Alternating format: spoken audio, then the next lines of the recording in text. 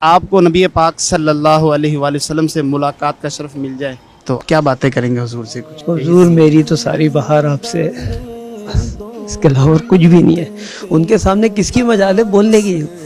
دیکھنے میں بندہ ختم ہو جائے گا، ان کا عشق، ان کی محبت جو ہے نا گونگا کر دے گی۔ سرکار توجہ فرمائے۔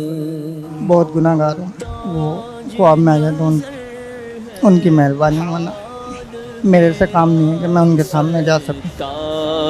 توجہ فرمائے۔ ہماری تو اتنی اوقات نہیں ہے، ہم بال برابر کے تو ان کے ہیں نہیں کہ ان سے کیا بات کری جائے گی۔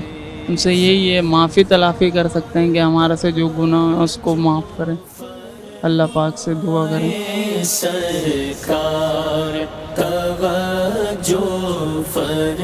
پہلے تو دل بھر کے دیدار کرتا ہے۔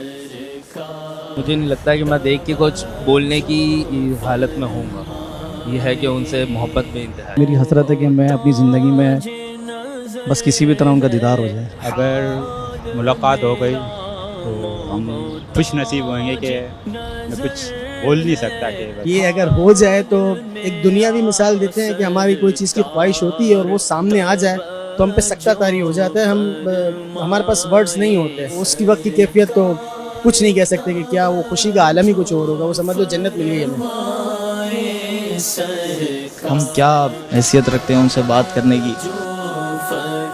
ہم تو اتنے گنہگار شخص ہیں کہ ان کا روبرو سامنا بھی نہیں کر سکتے۔ مجھے شرف بخشے کہ کوئی ایک رات میری ایسی گزرے کہ اللہ کے نبی کا دیدار ہو، تو میں آپ سے کہوں گا کہ میں آپ کا حق ادا نہیں کر سکا، آپ کا امتی ہو کے۔ جان فدا۔ میری درخواست ہوگی کہ شفاعت کی جائے میری، میرے گھر والوں کی، تمام مسلمانوں کی، کیونکہ ان کی شفاعت کی میرا خیال ہے کہ سب سے بڑی نعمت ہوگی ہم لوگوں کے لیے بروز قیامت۔ ان سے بات ہو جائے، ان سے بات کرنے والے ہی خوش نصیب بندہ ہے، تو میں اس کو اپنے آپ کو خوش نصیب وہ کروں گا۔ توجہ فرمائے۔